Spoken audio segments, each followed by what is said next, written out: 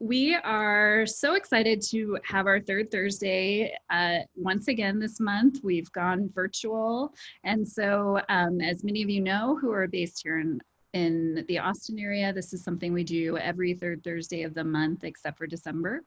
And it's something that we've continued to do in the last couple of months, in addition to really pretty much every week, and most often on Thursday nights, having some sort of live webinar for writers. So thank you for being here. My name is Becca Oliver. I'm the Executive Director at the Writers League of Texas. And for those of you who aren't familiar with us, we're the largest literary arts organization in the state. We exist solely to support writers. So everything that we do, from our classes to big events like our conference and our writing retreats, to open office hour, one-on-one consultations with writers, everything that we do is in service to our literary community here in Texas and really beyond. We have folks who are especially now showing up for our virtual programming from all over the place. I had someone on a class that I taught the other night who is in the UK. How cool is that? It was like 3 in the morning. It was kind of crazy. Anyway, so we're glad to be here, and I'm especially glad to welcome our panelists tonight and to talk about this wonderful topic that I think everyone can agree touches all of us, whether you are actively writing poetry or whether you're a reader of poetry. It's just a wonderful and important literary form, and I'm excited to hear what our panelists have to say about it. So I'm going to introduce them right now, and we are going to have a conversation, but we're also going to do some reading and sharing poetry that our panelists really love. And then we also invited you guys to write in and give us some suggestions for books that you would recommend and poets that are near and dear to you. So we will also be doing that as well. So Yusha Akella has authored 4 books of poetry, 1 chapbook, and scripted produced 1 musical drama. She recently earned a master's in creative writing from Cambridge University. Her latest poetry book, The Waiting, was published by Sahitya Akademi, India's highest literary authority, in 2019, followed by the Mantis Editores Mexican edition in Spanish. She was selected as a creative ambassador for the City of Austin for 2019 and 2015. Her work has been included in the HarperCollins India Anthology of English Poets. She's the founder of Matwala, the first South Asian Diaspora Poets Festival in the US, and co-directs the festival with Pramila Venkateswaran. The festival is seriously dedicated to increasing the visibility of South Asian poets in the mainstream. She's also the founder of the Poetry Caravan in New York and Austin, which takes poetry readings to the disadvantaged in women's shelters, seniors' homes, and hospitals. The City of Austin proclaimed January 7th as Poetry Caravan Day. She has won literary prizes, Nazim Hikmet Award, Open Road Review Prize, and Egan Memorial Prize, and earned finalist status in a few US-based contests, and enjoys interviewing artists, scholars, and poets for reputed magazines. She has written a few quixotic nonfiction prose pieces published in The Statesman and Indian Currents.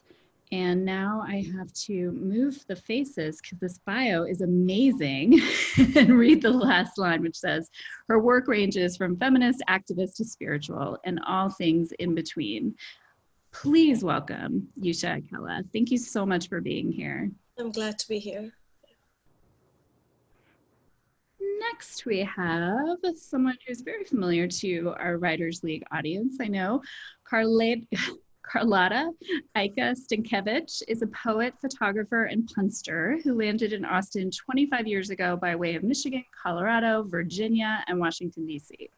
During her tenure as an award-winning creative director at GSD&M Advertising, she led national campaigns for brands such as Zales, John Deere, Texas Tourism, and Hallmark. She's now the Director of Marketing and Communications for the Blanton Museum of Art.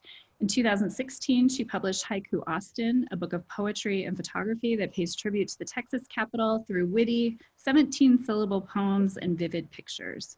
She's currently working on 2 new titles in her haiku series, Hill Country Haiku and Haiku Whoville, a tribute to Charlottesville, Virginia, where she earned a BA in English at UVA. In 2003, Carlotta won the O. Henry Pun-Off World Championship, much to the delight or chagrin of her two daughters. She is also a fervent Instagrammer at Haiku Austin and Lollapalooza. Please welcome former Writers League of Texas board member and just all around good friend of the league, Carlotta. Hello. Thanks for being here. Thanks for having me.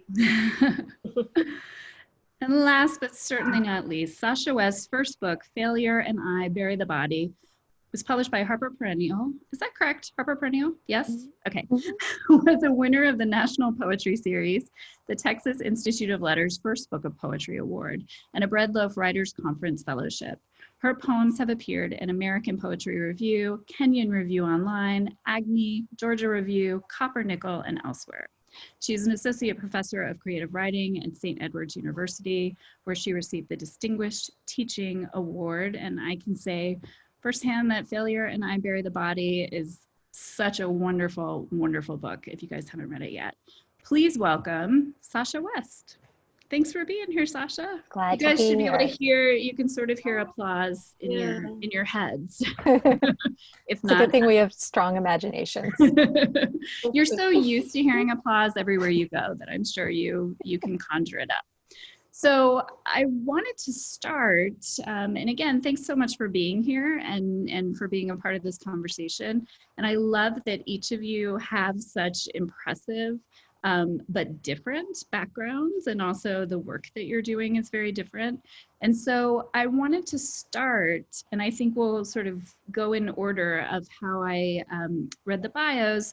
I would love to start with just a little more of an introduction from you about how you came to poetry as a form that you've explored, and then also how you would describe yourself as a poet. Like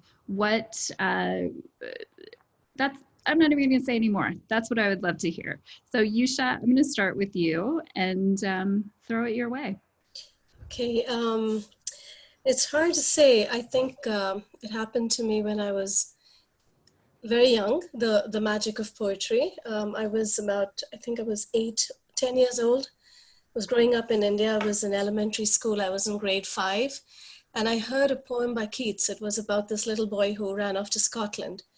And I don't think I consciously knew that I was going to be a poet in that moment, but I think it was the magic of poetry, the magic of sound, of rhythm, of rhyme, and all of that just happened in that one moment. It's very, very crystal clear to me. And I think that was the moment I kind of subconsciously, something happened to me within, and I knew that's my calling forever, not just for now where I'll write one poem and get rid of it, but I knew that I'd like to do that. You know, what I heard, I'd like to do the same thing and maybe do it forever. So I think for me, that was really the moment that crystallized. I was very young. So it was unconscious, more than conscious, but I think that really began my journey. And then I went back home from school and wrote a number of bad poems for many, many years. And that went on for quite some time. But I think the point of it was I wanted to write, I was just burning to write every day. And I wrote a lot of garbage, but I kept writing. And then I came to this country when I was 27. And that's when I took my first creative writing workshop. While I was growing up in India, we didn't have those kind of advantages. There were no journals, there were no creative writing classes, there were no coffee shops where you went and just read a poem. We didn't have any of those advantages. So I had to wait for a really long time. And then I moved to the US. I was 27, and that's when I took my first writing class, and things began to happen after that. So that's the story in a nutshell. And could you tell us how you would describe yourself as a poet? Like perhaps what themes you tend to come to in your poetry? Just what, if you had to give us a line of, I know that's terrible, but if you could tell us how you would describe yourself. Well, if I had to, I think somewhere in the bio it says feminism and Sufism, spiritual poetry. Probably those are the two main pillars around which my work kind of revolves, but and all things in between. So it's very loose, it's very loose. But I think roughly that would be the compass of it. Wonderful. Thank you. Carlotta, tell us about you. Well, like Yusha, I was interested in poetry from a young age, and I wrote a lot of bad rhyming poems, and I was heavily influenced by Dr. Seuss as a I young love child, him. of course. Yeah. But I also discovered Ogden Nash at a young age, who is a pithy, rhyming, humorous, lighthearted, versifier. And that kind of always stuck with me. And I always enjoyed wordplay and the homonyms and double meanings. And I remember having to do a report on E.E. Cummings in 5th or 6th grade or something like that. And I think we had to write a poem in the style of E.E. Cummings. And I love that poem of his, In Just Spring. And I wrote a poem that was like a parody of it, but it was called In Just Punctuation. And so it was making fun of the way he, does punctuate and how it's unjust.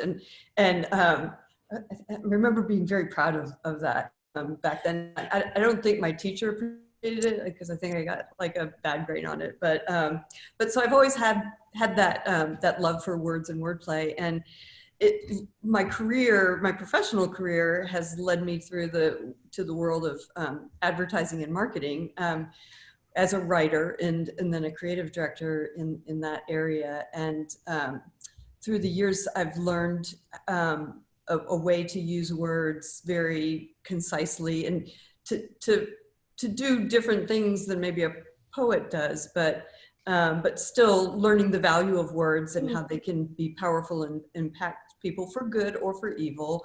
Hopefully most of my career has been for good, but and then it's that kind of took up a big portion of my life. And then it's only been kind of, I don't know, within the last 10 years that I've kind of turned to really writing and exploring my own poetry. And I think as a poet, I'm very observational. I love the outdoors and nature, and I think that's kind of what led me to haiku.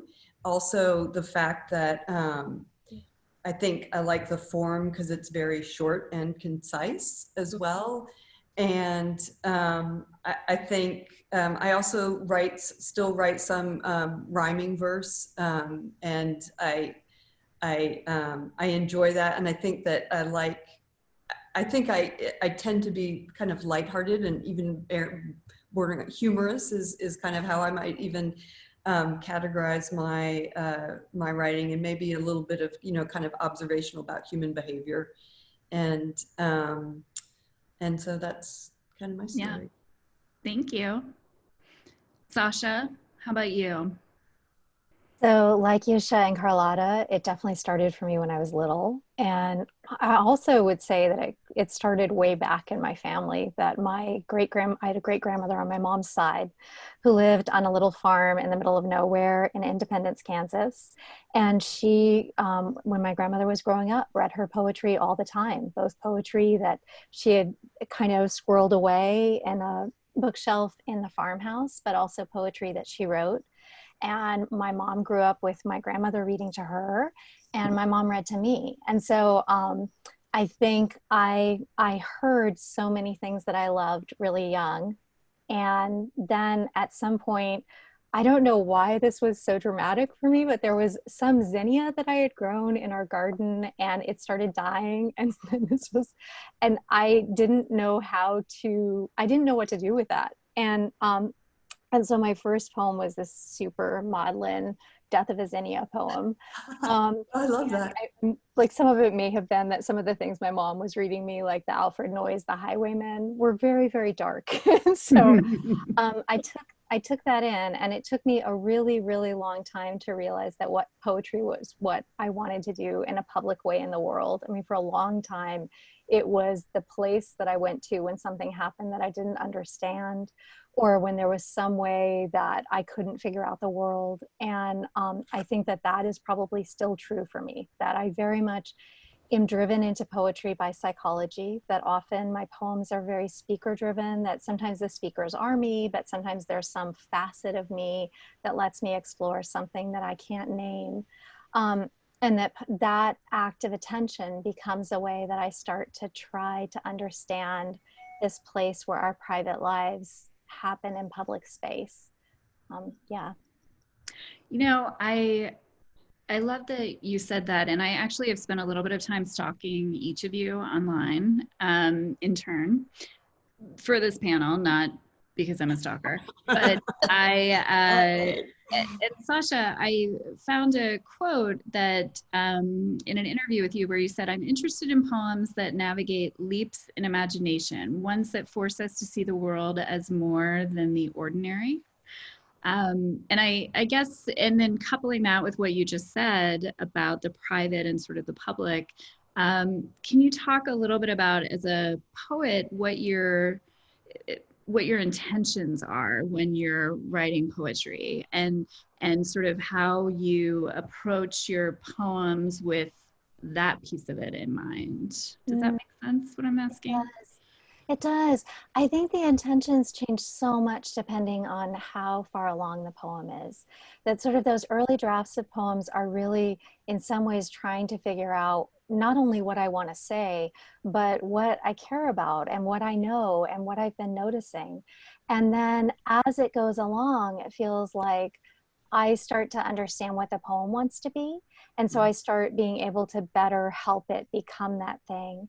And then at the end, when I'm sort of like, okay, I've figured out what I care about here and what I want to say, then I'm looking at how do I use craft to recreate that experience for the reader? Where is their entry point? Like, I'm trying to say the deepest, truest thing that I have found about the world.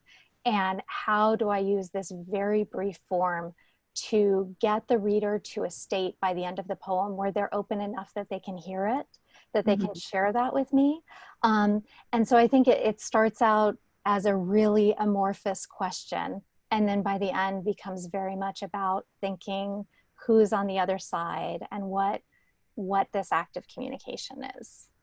Wow, thank you. So talking about that and sort of the entry point, I love that you mentioned the entry point for the reader and how you sort of take this thing that you want to share with them and figure out how to make it accessible to them in some ways. Carlotta, I'm going to go to you because I think that one of the things that you did so wonderfully in your book, Haiku Austin, is that you coupled your haikus with your own photography, and I'm wondering how you approached that coupling. Did you let the photos determine what the haiku was going to be? Did you find, which came first? I guess I'm curious for you as the creator of that book. Wow, it's kind of half and half, I think, for some of them. I had been writing haiku, and I had been writing a lot of haiku. It sounds really weird, but on Twitter. And I had been exploring this other type of poetry and was kind of doing, just to kind of keep the juices flowing, tweeting out haiku. And I realized that a lot of it was just observations about Austin. And I'm an avid photo taker, again, often to my daughter's chagrin, because I will stop by the side of the road and pull over and take pictures all the time. But now I have a book to show for it finally, so they can't make fun of me anymore. But I think it was probably half and half. And once for the book, once I decided that would be kind of the central theme of it, was kind of this tour of Austin through these haiku. I knew there were certain aspects of the city that I wanted to represent. And so there were some haiku that I had already written, but then there were some photos that I wanted to pair with the haiku. And since haiku is just, for me, it's so observational and just so much about what's going on in the moment, that I let a lot of those images just kind of, I've got this beautiful image of Barton Springs, and what is that saying to, what am I observing at that moment? So that kind of informed me, whereas I might have had a haiku already written about breakfast tacos that I had written. Who doesn't? We've all got haikus about breakfast tacos. Yeah. So I think it was kind of half and half. For some of them I had already Like I had already experienced or observed something and created the haiku, but then others, I took the experience of looking at the image and the photograph and what was going on, and then let that inspire my observation in the haiku. So yeah, it's a great book, guys. So then, Yusha, and this sort of takes me into the part where I stalked you a little bit, and I have a quote that you had in an interview where you said, "Poetry sees things with an inner eye and unravels the essential beauty in things."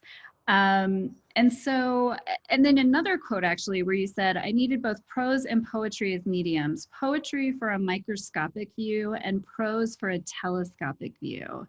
And, you know, one of the things that I noticed about you is that you do write nonfiction essay form as well as poetry. And I guess I'm curious from that point of view, as someone who does both, like how you look at both of those sort of forms, and if you can talk a little bit more about that idea of poetry unraveling the essential beauty in things. Wow, that sounds extremely profound. I'm not sure I said that, but I'll try. I did. Well, I think I've always regarded poetry as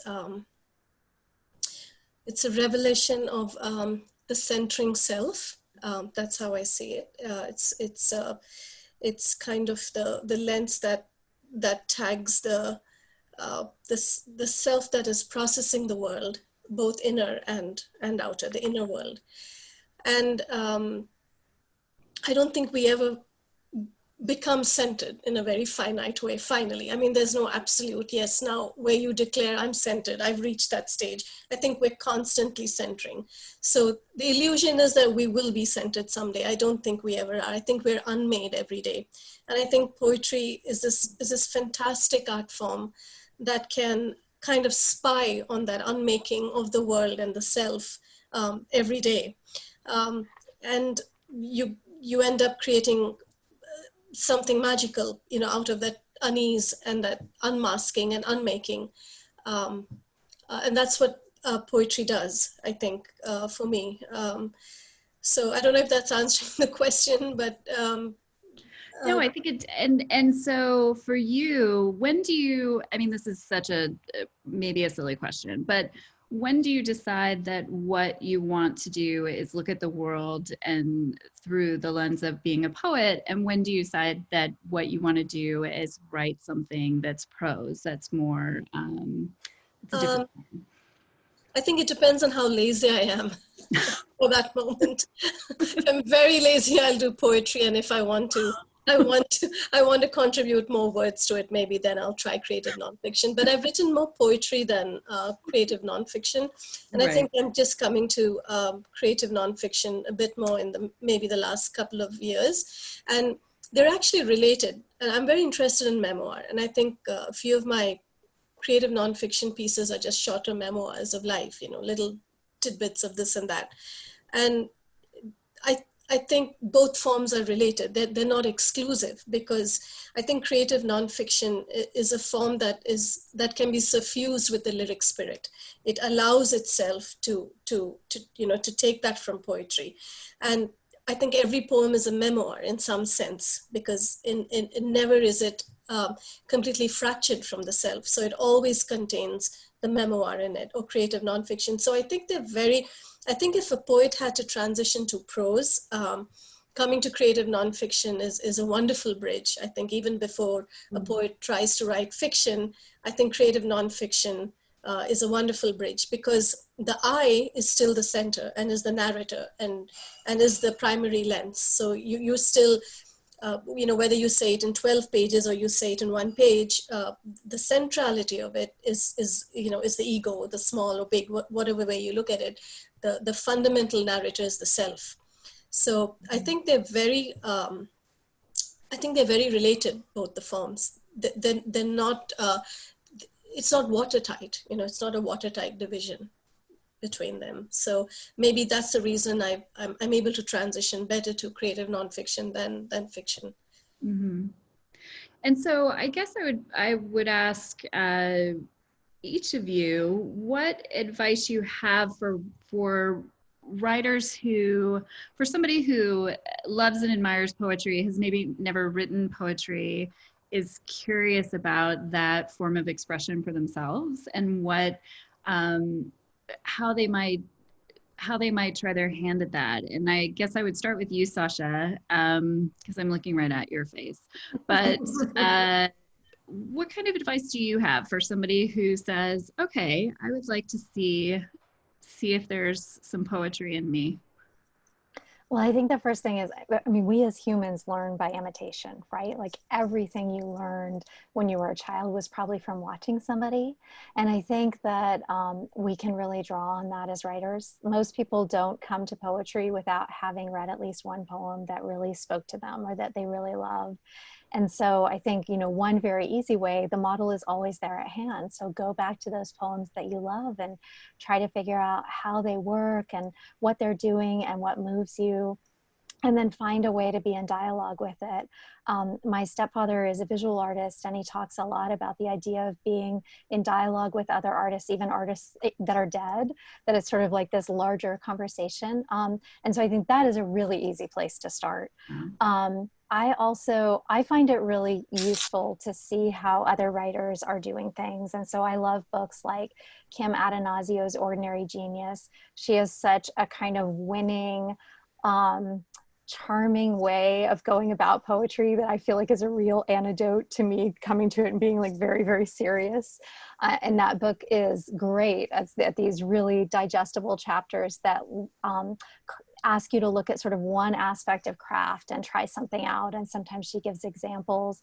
And then I have become obsessed in the last couple of years with Rachel Zucker's podcast, Commonplace. She has these like 2-hour long conversations, mostly with poets, but as she says, poets and other people in the title.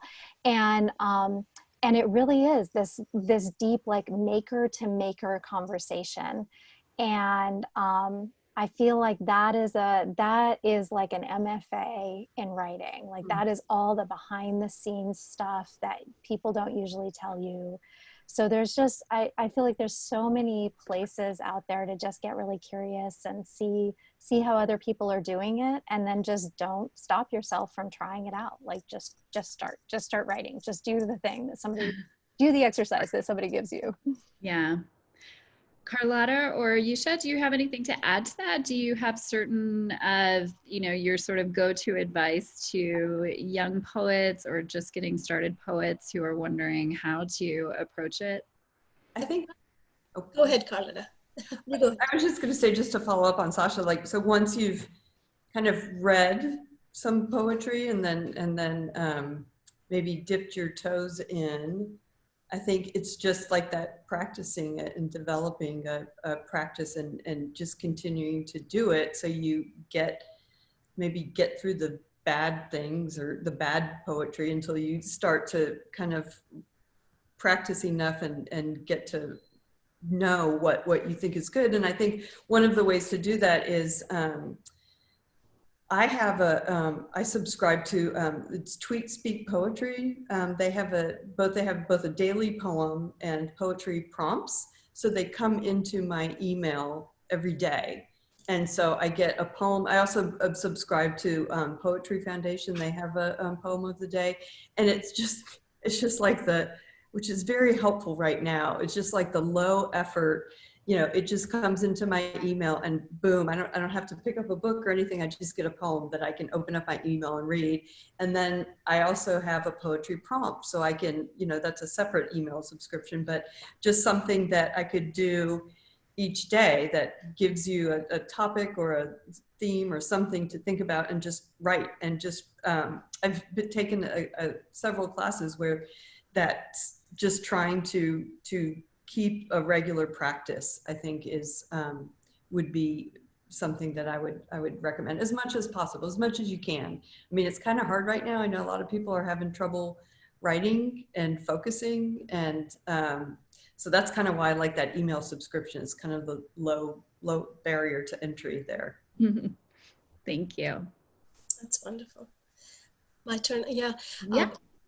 I probably will mirror what Carlota does. And I think haikus, when I work with students, one of the very first assignments I give them is writing haikus. So we take a walk in the neighborhood. And I think haikus are a fantastic training to start writing poetry because they're about the immediate. They teach you about syllables. They teach you about line breaks. They teach you about paying attention to the world as it is in the moment. And I find haikus to be a really fabulous training tool before you kind of start tackling the longer forms, even if it's free verse. So I do start off with the haiku actually, Carlota, and I find it very, very effective. I think it's also helpful to have some restrictions, I think, sometimes imposed upon yourself to your, because you're not just, when you're faced with that blank page or the blank screen, there's so many different ways you can approach it. And so having that restriction, I think, helps you because at least you have a little bit of the formula there. Right. And to kind of create your mold it. It's like the first, it's the first building block. Right. That you can start. And I'll probably start with one haiku and then I say, now let's try to write 5 haikus together. And then that creates a longer poem. And then you start to see stanzas. And so it's just a wonderful way to lead, I think, very early poets into poetry. It teaches a lot. We have an instructor who teaches classes for us who also gives that advice to writers of longer form of prose, that if they're stuck and they're trying to get into their writing for the day and get themselves sort of moving, then she suggests that they write a haiku to sort of, stretch a different part of their writing muscle and to sort of open themselves up to something different. So I think everybody could benefit from writing haiku now and again. And Carlota actually has a video that we'll be sharing tomorrow on our Writers League YouTube channel. She did for the Lady Bird Johnson Wildflower Center. It's a really lovely video about writing haiku and sort of the little background on what it is and how you approach it. Anything I'm leaving out about that amazing video, Carlota? No, it's about, with the Wildflower Center, writing nature haiku, because, so much of kind of the form is about nature or the seasons in the traditional Japanese format. And so it just kind of explains the basics of that. So cool. Yeah. So we're here to talk about poetry, but we're also here to maybe read a little poetry. So, and also hear your recommendations, because each of you were really so generous with your time to sort of think about books that you would recommend, particular poets that you admire. So I think we're going to get into that and just keep the conversation going as we focus on some of the recommendations you made. So Yusha, you are first here. We have a screen up, and I guess I would invite you to maybe give us a little more information about these books that you recommended, these poets, and if there's something that you wanted to read, we would love to hear it. Okay, I think I don't see a couple of names, but I was planning to maybe share Oh, you have 2 slides, so it might be on the next slide. Maybe, yeah. So maybe there's a Romanian woman poet, Magda Carneci. And I met her last year in Romania, and I got really interested in the effect of regime on creativity. I was meeting a few poets in Romania, and it kind of opened up a new question for me. How does regime and political structures, how do they affect creativity?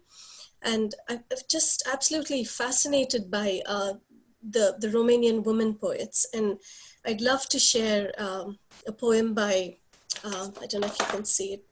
This is the poet. And her name. There it is. It's on the screen. Yeah. I'd love to share a poem by her, and maybe we can, chat about it. Yeah. So.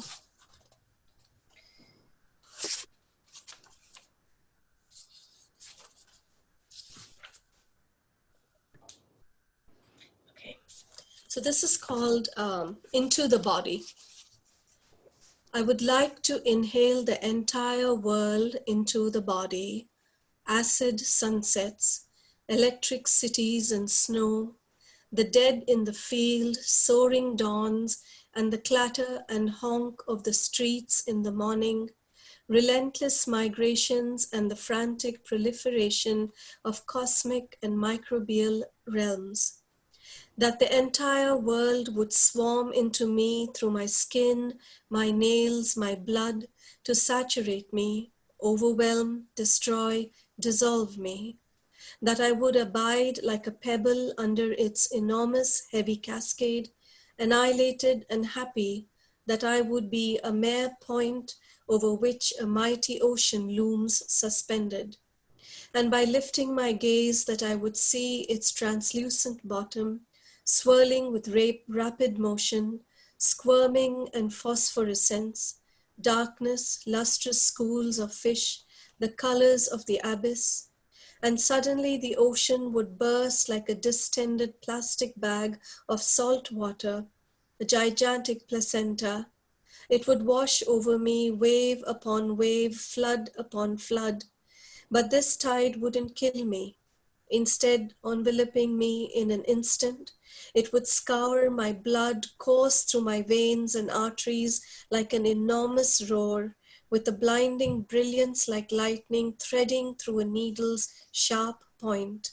Somebody or something, obscure, gelatinous, boundless, wants to descend below into the darkness through my skin and nails to assume a body and be born, not to disintegrate me, not at all to die.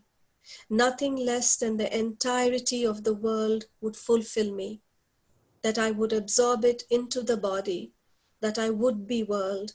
This is the most powerful drug, the ultimate which would satisfy me and save me, but not even this. Wow. So I get a bit speechless for a few seconds every time I read her. And I found her to be deeply metaphysical in a certain sense, not necessarily religious, but metaphysical, and looking for meaning in the most random of things. And she has this, I think, the ability to it's very much what the poem says. She has this ability to almost yank in the entirety of existence into a moment. Mm-hmm. And she is, I think, such an intense seeker looking for meaning. It's meaning making for her. And I think that's the process. It's the process of meaning making is what she's trying with every poem. And I think she's a very brave poet. She doesn't hold herself back. She doesn't hold herself small. She's ready to be alive in the fullest. Mm-hmm. To say, I am here, I am in the world, and I have a right to pull all of this into my poetics. That's what I think she does. And I just love her. I love the passion with which she writes. What is the line? It's towards the end about the whole world. Can you read that again? The last three lines, I think. Yeah. Nothing less than the entirety of the world would fulfill me. Mm-hmm. That I would absorb it into the body, that I would be world. Yeah. That I would be world. So it's the verb, it's poetry as process, poetry as the verb. And then there's this kind of union where everything collapses into the self. I think that's what she does in that poem. It's very beautiful. Yeah. And then she agrees that the satisfaction is momentary because it ends with, but not even this.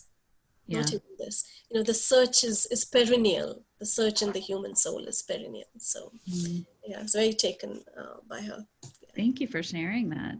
Yeah, it's a pleasure. What else can you tell us about some of your recommendations?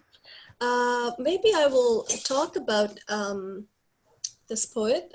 She's Pramila Venkateshwaran. She was the poet laureate of, I think, Suffolk County in New York for 2 years. And she teaches at the community college there. Yeah, that's the one, Tirtha. And I think she's an absolutely, I think, hasn't been recognized enough. She's just an absolutely brilliant poet. Has lived in the United States for maybe 2.5, 3 decades. And I think her work is just, again, very moving, very consummate. She's very good with her craft, and she's a very sensitive writer. She somehow manages to be very American and very Indian at the same time.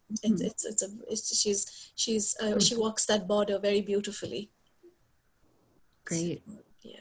Thank you. And there's so many wonderful books that we're going to make sure that we send all of this information, the names of all of the collections that have been recommended by our panelists, and also the individual poets to everybody. And I think we're going to go to our next selection. Oh, here's Carlotta. What can you tell us, Carlotta, about your suggestions here? So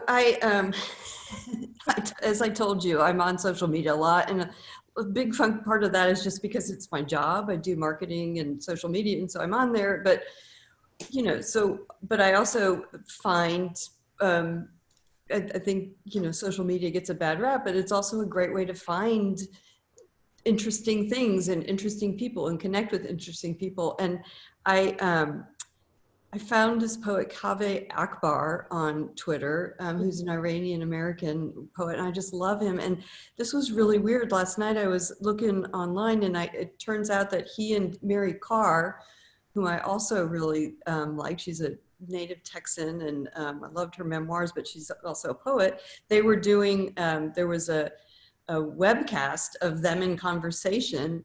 And so I watched that, and it was just really delightful and a nice preparation for today.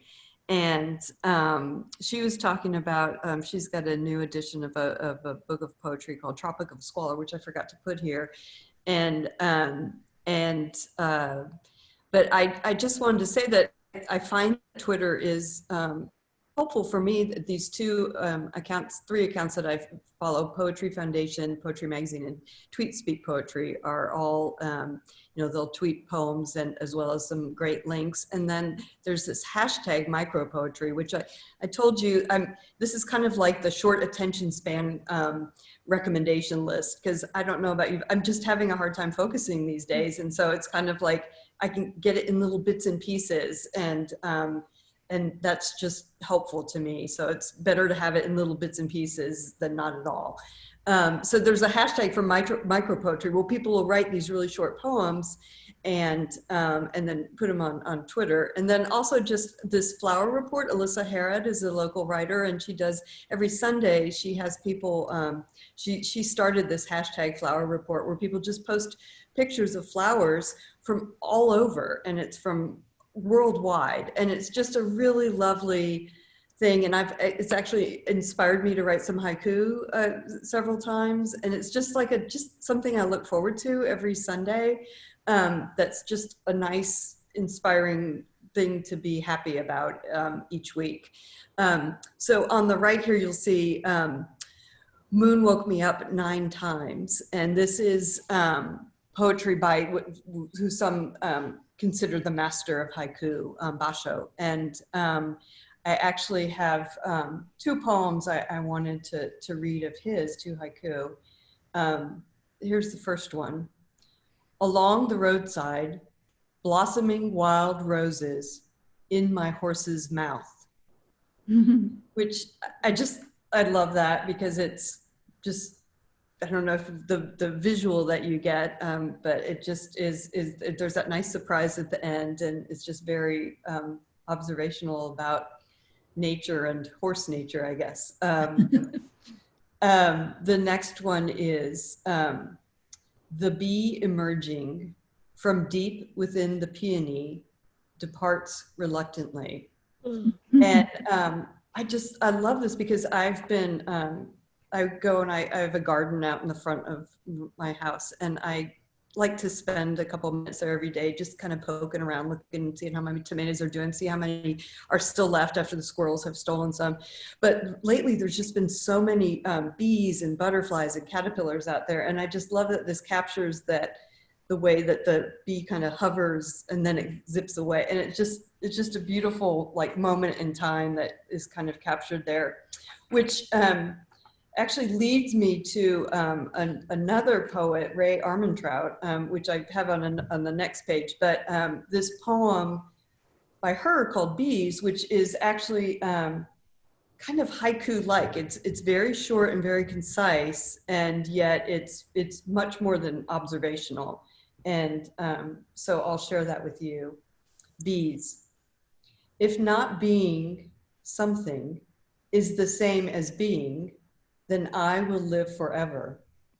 Round shadow inside the sunflower's corona. If I lived forever, would the present's noose be looser?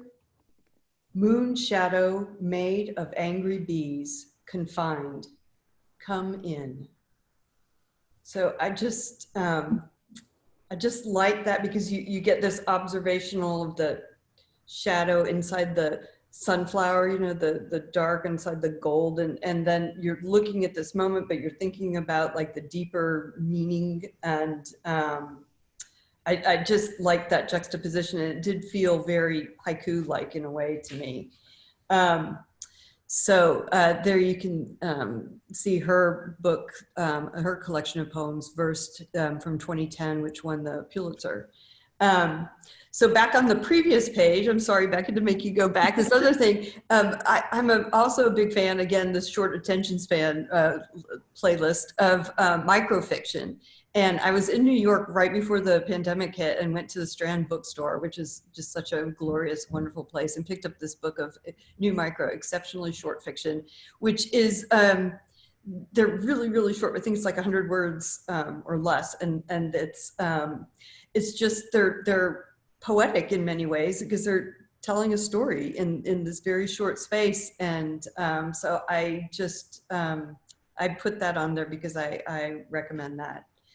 And then next page, let's see. I want you to talk about the coloring book before. Yeah, so this just came out. The Austin Chronicle that just has put out this coloring book, and it's got like 53 artists in there, and the proceeds benefit the local artists as well as the newspaper, the Chronicle. And I just got my copy and the copy for Becca today, and I can't wait to start coloring it. But it's also, that whole coloring books for adults, very, kind of soothing and inspiring. If you don't want to write, you can color, and maybe eventually that'll free you up to write. And then here's Calling a Wolf by Cava Akbar, who I mentioned earlier.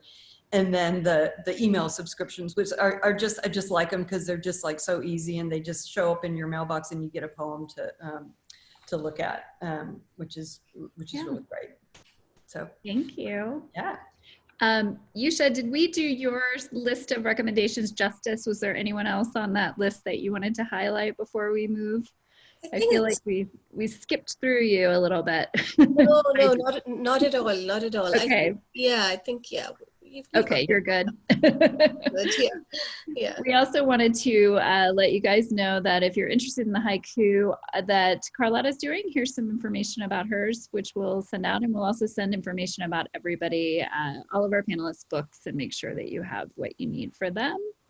And then we're gonna pop over to Sasha's recommendations. What do you got for us, Sasha? So I was thinking about the things that have been carrying me through, and I really loved hearing, Carlotta, when you were talking about poetry as observational and just being kind of called in to see the world and say something about it. And Yusha, when you were talking about the idea of poetry as microscopic, that I feel like part of what poetry has been doing for me in all of this is calling me back to that like extreme focus and active attention. And the first poem that I wanted to share, which is actually the title poem from Camille Dungy's book, Trophic Cascade, is just looking at how something, one tiny change ends up kind of changing everything. So, Trophic Cascade. After the reintroduction of gray wolves to Yellowstone, and as anticipated, their culling of deer, trees grew beyond the deer stunt of the mid-century. In their upreach, songbirds nested, who scattered seed for underbrush, and in that cover worn snowshoe hair. Weasel and water shrew returned, also vole, and so came soon hawk and falcon, bald eagle, kestrel, and with them hawk shadow, falcon shadow. Eagle shade and kestrel shade haunted newly buried runnels where deer no longer rummaged, cautious as they were now of being surprised by wolves. Berries brought bear, while undergrowth and willows growing now right down to the river brought beavers who dam. Muskrats came to the dams, and tadpoles came to the night song of the fathers of tadpoles. With water striders, the dark gray American dipper bobbed in fresh pools of the river, and fish stayed, and the bear who fished also culled deer fawns, and to their kill scraps came vulture and coyote, long gone in the region until now, and their scattered seed, and more trees, brush, and berries grew up along the river that had run straight and so flooded but thus dammed, compelled to meander, is less prone to overrun. Don't you tell me this is not the same as my story. All this life born from one hungry animal, this whole new landscape, the course of the river changed. I know this. I reintroduced myself to myself, this time a mother, after which nothing was ever the same. I think I have been really looking for what are the poems that are going to sink me back into the particularities of the world. And I think like in some ways this is connecting to just the ways that our lives feel really different. Like in our house now, if there is a lizard on the porch, everybody runs to look at the lizard. And it's like, is it an Edenal? Is it a Texas spiny lizard? How big is it? Is it the one we saw yesterday? Or like if a dragonfly appears, there's just such a sense of being more connected to what is around us. And I also think for me that this poem really radiates out that, you know, we're in an era, we are in our houses because of this very tiny thing that has changed everything, right? Like this virus has radiated out and changed everything. And I just deeply admire Camille Dungy's sense of the line and the way her mind kind of ranges across the world and lets me see it again. And then the second poem that I wanted to share with you is from W.S. Merwin's book, Migrations, and it's called Thanks.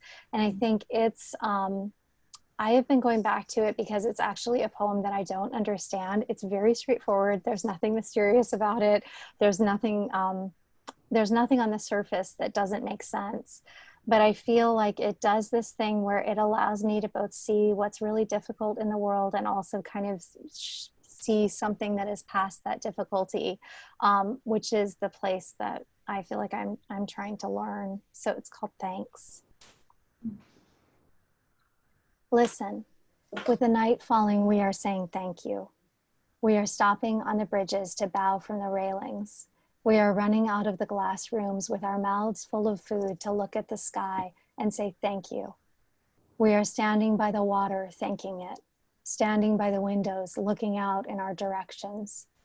Back from a series of hospitals, back from a mugging, after funerals, we are saying thank you. After the news of the dead, whether or not we knew them, we are saying thank you. Over telephones, we are saying thank you in doorways and in the backs of cars and in elevators, remembering wars and the police at the door and the beatings on the stairs, we are saying thank you. In the banks, we are saying thank you. In the faces of the officials and the rich and of all who will never change, we go on saying thank you, thank you. With the animals dying around us, our lost feelings, we are saying thank you. With the forests falling faster than the minutes of our lives, we are saying thank you. With the words going out like cells of a brain, with the cities growing over us, we are saying thank you faster and faster. With nobody listening, we are saying thank you. We are saying thank you and waving, dark though it is. Wow. Yes, I think that, and then that I've been going back a lot to the Lucille Clifton's Blessing the Boats. I've been thinking about all of my students who are graduating into this very strange world and how we are all graduating into this strange world, but we don't have the same kind of markers. And then I also have been really thinking about Gwendolyn Brooks' poem of Paul Robeson that ends, "We are each other's harvest, we are each other's business, we are each other's magnitude and bond." And I am talking about single poems because I feel like those are the things that have been carrying me through. I think the books here, the Kenji Lu Monsters, the Obit by Victoria Chang, and then also I have this, wait, I need to go back so I can actually see where I am. The Erhu by Maya Phillips. These are all the books that I have been reading little pieces from, and oh, perfect. And been just like so excited to dive into once summer really starts. And then the Annalise Gelman, I recently judged a contest and the works were actually anonymous, and just came across a set of her poems that just blew me away.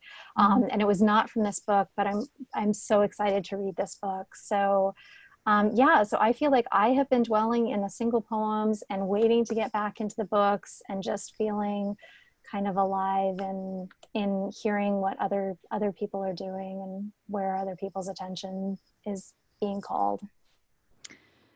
Oh, and then I also, yeah, I completely forgot to say this, that one of the things that has helped me most when, in this time when I'm not feeling necessarily called to my own work, is to be taking workshops. So like I took a webinar through Hedgebrook, I took a online workshop with Sheila Black from Gemini Inc. And I am hoping to take Irene Lara Silva's Writers League of Texas workshop that's coming up in June, because every time I've ever heard her read or interview somebody, or whenever she's been on a panel, I always feel like she's somebody that calls me back to like, oh, right, this is what poetry is. This is what it can do.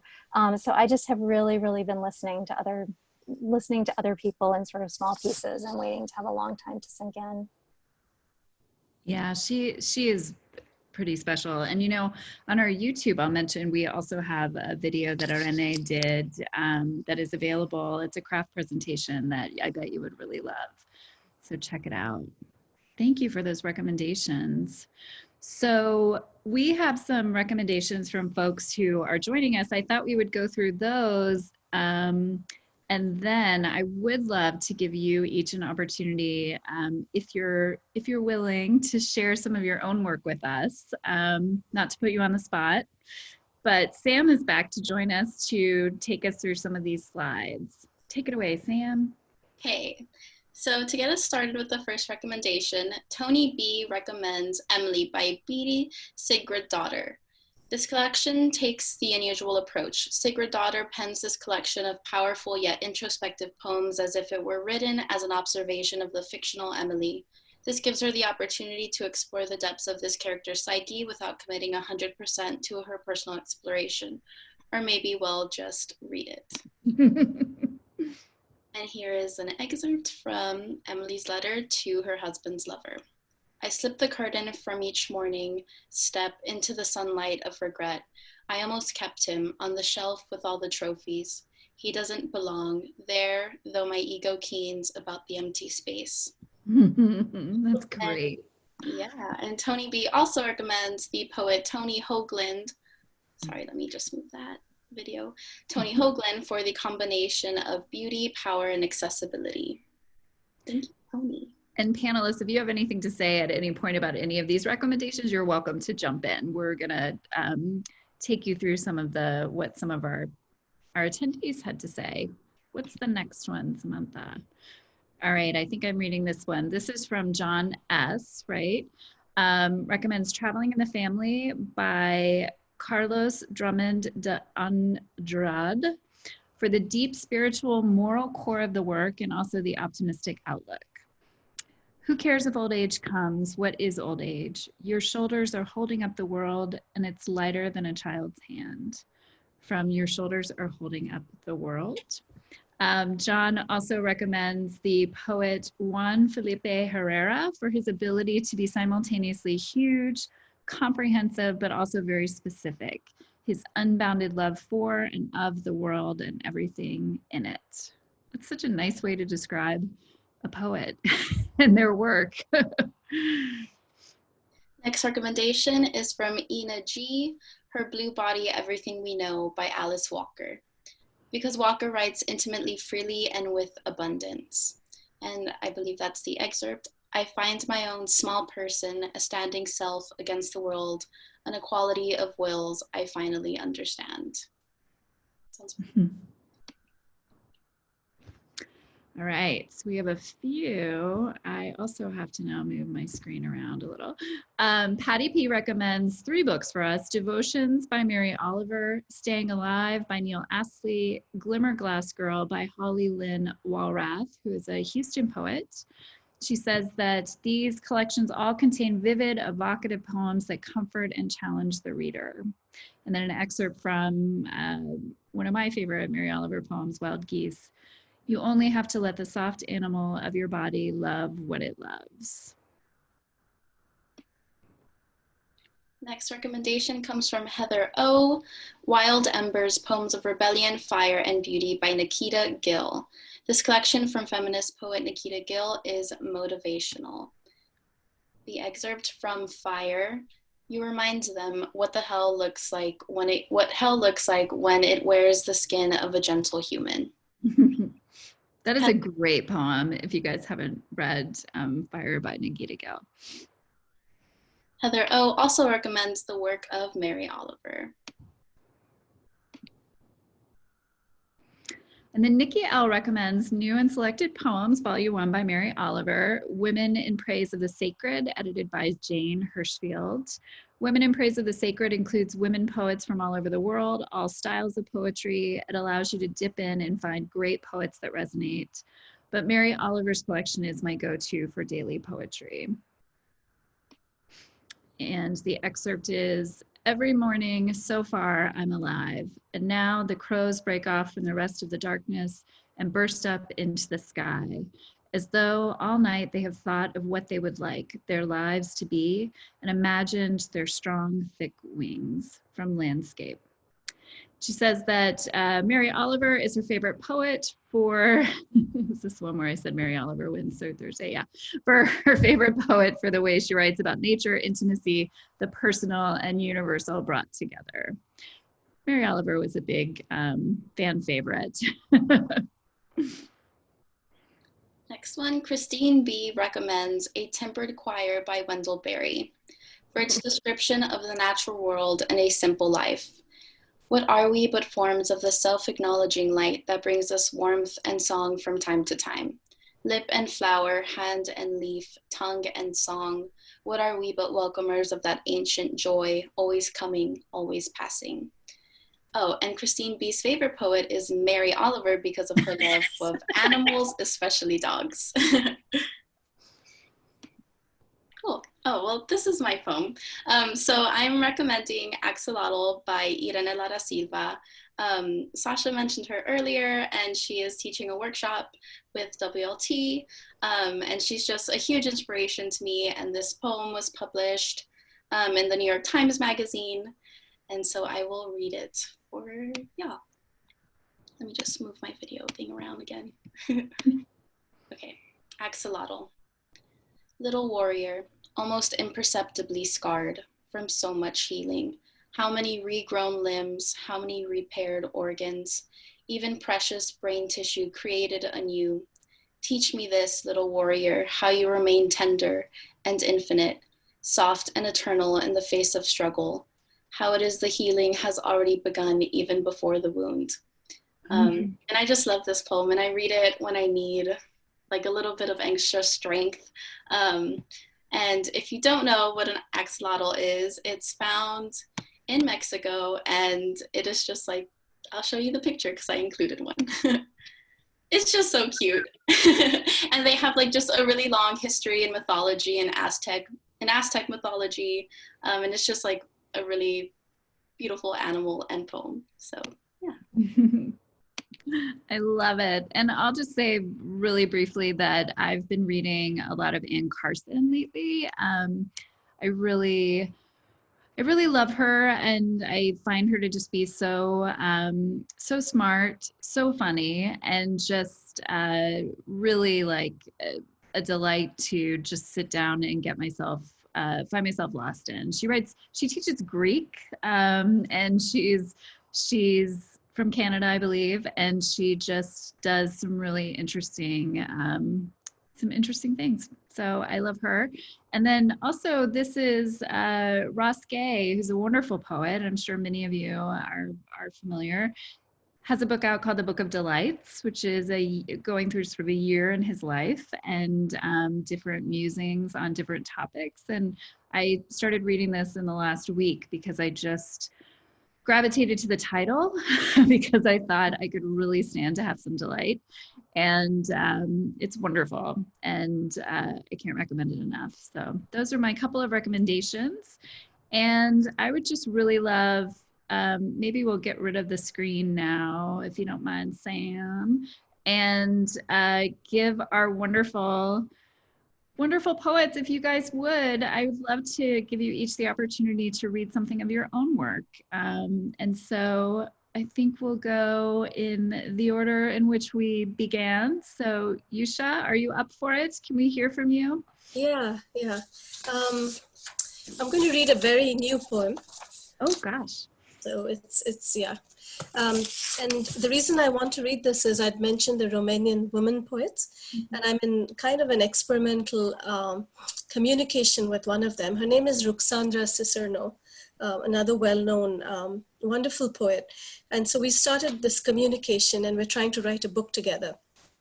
So we've been doing different things. She sent me a reading of a poem in Romanian, and this poem was in response to that. I didn't understand a word, but I just had the whole kind of the mood and the tempo of it. And this poem during this whole COVID, you know, there's the larger thing happening. And there she is in another country far away in her doorway. And so the poem came from that. That's the basic context. And it's called This Is That. You read me a poem in Romanian, silhouetted in gray, stiff as a corpse, in a voice aged by the sky.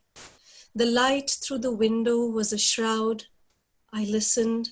A tree bloomed in me with leaves of nameless colors of nameless terrors, like the nameless dead lining Heart Island, where we are sending bodies of people dying alone in battlefields of hospitals, waging wars with their own bodies in lonely wards. Is there a Heart Island in each of our souls to dispatch the debris of our lives? Have we perfected the art of burial? I think not. New lotuses rise from our underbelly. All that is a recycled menu from the eons. Did I rise from my great-grandfather and he from a tree, and the tree from his grandmother and she from a snail, and the snail from a fallen star or broken home or murdered race? Think about it. Don't scoff this poem. Is your laughter shooting from grief's trunk, and your suffering now a page from eternity's laughter? Wow. Thank you. So it's really beautiful. Very new. Have you shared it with her? Yes, because it goes back to her and then she comes back, and we've been doing this. So oh wow. Yeah, it's been really, really interesting. And then she let me know it was actually a love poem. And and someone said, I don't remember who it was, but all poems are love poems in some way. And I thought it was just wonderful to try and listen to a language without knowing the meaning and to try to respond to that. And, you know, the larger situation we're all going through with the COVID. And so, you know, the two worlds somehow met in the poem. And, wow. And Heart Island, it was something that's, you know, there's so much happening, and every day, you know, we're reading news of all different kinds, but some of them touch us a little more maybe than something else. And I've been thinking of Heart Island so much, you know, the fact that families don't get to see deceased, and they're just being shipped off to this island. And then that became a metaphor of a larger space within. Where do we send our wounds to? Where do we send what we cannot deal with? Where do we send what is difficult? Is there a space within us to send things off? But actually there really isn't, because it always comes back. There's always a resurrection of it in some way or the other. And there's this great cosmic recycling happening. And so I tried to put it in there. And I didn't think too much about it, but I think the moment was right for that kind of a poem. So, Right. So she'll respond to your poem and send yeah. something back to you, and then you two will go back and forth. Yeah. We're about 30 so pages cool. into this experiment. Yeah. It's been wonderful. Great idea. And it seems like something that I imagine other writers would love hearing about, that because it could be such a, especially right now, just an amazing way to share, Yes. connect to your art, you know, and going back to what Sasha said towards the very beginning about all art is having a conversation with, you know, with other arts. That's really cool. Yeah, feeling connected and remaining connected. And I think it's wonderful because it probably really never struck me to the extent that it did, that, you know, poetry, psychology, and political structures, you know, how are they related? And I became really interested in the women poets, you know, in Romania, and how they were processing regime with poetry. It became, you know, I don't think I have any lucid answers yet, but the question has been very intriguing to me, because I find an intensity with which is very palpable in their work, you know, whether it's Magda or Ruxandra, there's this kind of throbbing intensity, maybe a desire to live fully, because I don't know, the years of suppression where maybe you had to watch a word, you had to watch what you were saying, you had to look around your shoulder. It's kind of, you're very pointillistic almost, you know, there's this very fine emotion that comes through. And so we said, why don't we do this? I have a different sensibility. It's Indo-American and this is Romanian. Let's see what happens when we start corresponding. And it's been really very wonderful. I love it. Thank you. I can't wait to see what happens with it.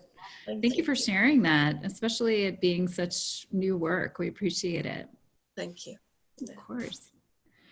Carlotta, would you like to share something with us? I'm going to share something. I'm going to share someone else's poem, though, that is one of my favorite poems, and it's by a local writer, Naomi Shiabnai. I'm a huge fan. And this poem, I thought of it because it talks about being on an airplane and about kind of being with a stranger. And these are things that feel so alien and so distant at this point, but it's for me, a very joyful poem.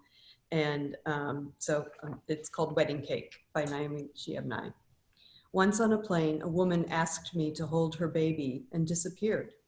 I figured it was safe, our being on a plane and all. How far could she go? She returned 1 hour later, having changed her clothes and washed her hair. I didn't recognize her. By this time, the baby and I had examined each other's necks. We had cried a little. I had a silver bracelet and a watch. Gold studs glittered in the baby's ears. She wore a tiny white dress leafed with layers like a wedding cake. I did not want to give her back. The baby's curls coiled tightly against her scalp, another alphabet. I read, new, new, new. My mother gets tired. I'll chew your hand.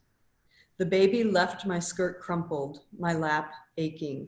Now I'm her secret guardian, the little nub of dream that rises slightly but won't come clear. As she grows, as she feels ill at ease, I'll bob my knee. What will she forget? Whom will she marry? He'd better check with me. I'll say, once she flew, dressed like a cake, between two doilies of cloud. She could slip the card into a pocket, pull it out. Already she knew the small finger was funnier than the whole arm. So I just wanted to read that because it's just like, I love it. There's all the touch and that, you know, leaving your child with a stranger on a plane, that's like so unimaginable at this moment. The mother coming back with her hair washed. It's such a great image. She's a treasure too. Naomi Shiabnai is not only, you know, a wonderful poet, but also just a really cool lady and a really really terrific person. So thank you for sharing that. Yeah. Sasha West, no pressure, but you're up. I'm going to read two poems from a manuscript that I finished in fall, because I know what's out, so fingers crossed. Because they have started to mean different things to me. It's a manuscript that largely is looking at climate change and thinking a lot about how it's something that we often ignore. Like, we can't really see it in our lives. And I was called back to this because my partner and I were out getting ready to go to a birthday party drive-by parade, because that's how kids celebrate now in grade school. And we were driving by all of these people kind of walking past each other on a sidewalk, and no one was wearing masks. And we're like, what? Our sense of the world is so different than this sense. And he seemed really struck by it. And there was a part of me that thought, I kind of know what this is like, because I feel like this is what I've been trying to understand in part of this book. And I've given a lot of those moments of feeling really alienated from what is physically going on, but having this sort of imaginative sense of something happening elsewhere in this book, to this character that is Cassandra, who was the woman in many of the Greek plays, a woman in Greek mythology who foretold the Trojan War and all of the devastation, and nobody listened to her. So I'm going to read one piece from her voice and then one other piece. So all of the poems from her voice are just entitled Cassandra. It wasn't easy to say. I carried in my body all the silences, the king laughing while the men climbed out of my mouth from a wooden horse's belly, the cop who said I'd earn the hole in my door the man would punch. No one believed me the way no one believed the air. Still, I will tell you from the back of my throat, the words still singeing. All these centuries, the gods kept churning out tragedies for you to pass by, shrug off. As they evolved, the gods learned to slow down below the speed of human naming. So from the inside, disintegration looks like a normal life. The gods are cruel because they are bored. They can buy anything. I have taken my voice past the threshold, past the lintel. I am speaking to you now from inside the wildfire while it burns the hair from my body. I don't expect you will listen. The second piece is near the end of the book, when the main speaker is trying to kind of see a world past the world that we've created. Like, how could we understand each other as more connected to what is around us and more connected to each other? And so, so it's her and her daughter, and this is called Storytelling. We play a game called What Is Me? I touch the air in front of her, not me. She breathes the air in, me. I put the glass in front of her, milk. She drinks, me. She turns the tree's lemons into herself and the dirt in the carrot's skin. I point to the sun in the sky, not me, and to her skin where it warms, me. She pulls water, air, soil into and out of her body. A stranger's illness, not me. The virus in her, me. Her body's carbon makes carbon dioxide, me. From plants that clean the air, we make a meal, me. The story I tell her burns her neurons, me. My days go into her body and come out night. In my womb, her cells became hers and grew, me. In the air, they crown and grow and compose, not me. Her flesh passed through my flesh. Her body makes mine permeable. I've heard you read that poem before, and I've actually thought about you a lot during the last, not in a weird way, but in the last couple of months, because I know a lot of your poetry I know about this collection and a lot of what you've been writing about. And I I guess I would just ask, I mean, that's such a beautiful, both of them beautiful, but what has anything changed for you as you've sent this collection out into the world? Have you I imagine maybe it was already out in the world by the time everything was happening. I'm not really asking a very coherent question, but do you know what I mean? I do. Yeah, it's interesting how, I mean, it was already out. I have not sent it anywhere since we have been sheltering in place. And so luckily I haven't had to try to kind of frame it in a current world, but I do feel like different lines are haunted in different ways. And I also feel like, I mean, just coming from thinking about climate change and how we are thinking about our responsibility to each other, that we are living in a world right now where, yes, there are a lot of problems with the ways that people are handling COVID-19, but there also has been so much kindness and so much kind of slowing down, and so many people, you know, baking bread and understanding that their food comes from somewhere, and that there are people that grow it and people that pick it and people that are in the grocery store helping us get food. Like, we're seeing everything in the supply chain. We're seeing everyone in the supply chain in a different way, right? Like, humans everywhere are more present to us. We're thinking about how we share breath and how to keep each other safe. And I you know, there's a part of me that's really hopeful for what this will all mean in terms of addressing, you know, these in terms of addressing climate change, that there's a different kind of moment where we're having to look at things instead of having everything obscured. And I don't know if that belongs in this book, like that sort of being in this moment, maybe the thing that pulls me into the next book. I don't know. Yeah, but it is a really strange thing to be writing about a different crisis and then trying to publish that inside of another crisis. Right. Well, I have a feeling you're going to find a wonderful home for that collection, but we'll be rooting for you. Thank you. So I think our time has come to an end, guys. I want to thank you so much for being here. I would say if anyone has any questions for our panelists and they want to throw them up in the chat box, you're welcome to do that. And we'll if any come up in the next few, we will absolutely take them and get some answers for you. But mostly I just want to say that this has been really lovely, and so many of the wonderful suggestions that you've made, poets and collections that we'll be sure to send out to everybody who registered for this event. I appreciate it, and I appreciate you sharing your work with us and just being in the world. We're really grateful. I see that Jill is very grateful too. This has been really lovely. So thank you. Thank you, panelists, for being here. Thank you, Becca, for including. Thank you.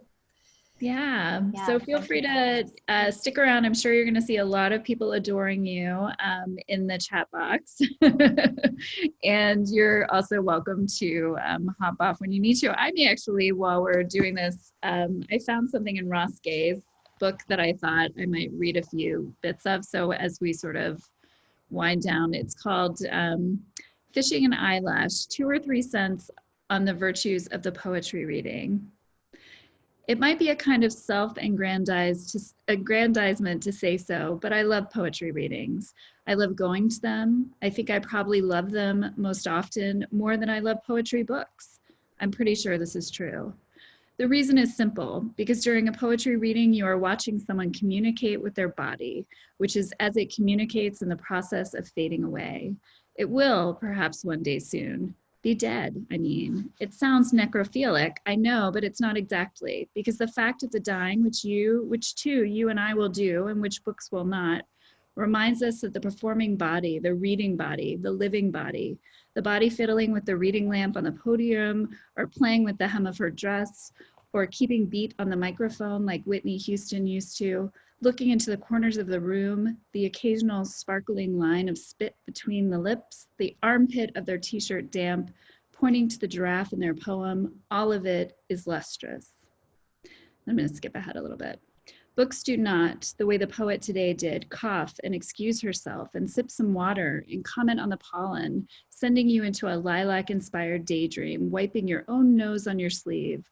Books do not look searchingly while communicating their contents at the 12 or 13 people gathered on couches in what must have been one of the most passive-aggressively lit rooms in America.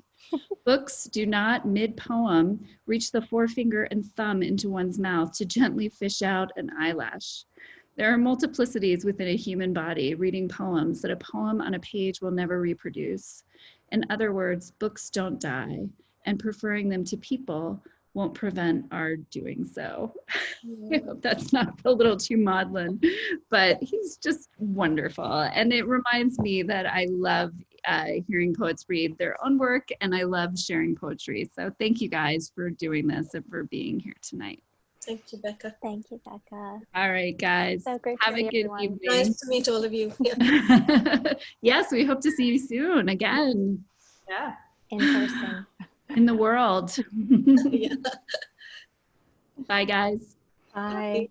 Thank you. Thank you, Sam, for everything. Thank you, Sam. Thanks, Sam. Thank you, Sam. Bye. Bye. Bye, Sam. Thank you. Bye.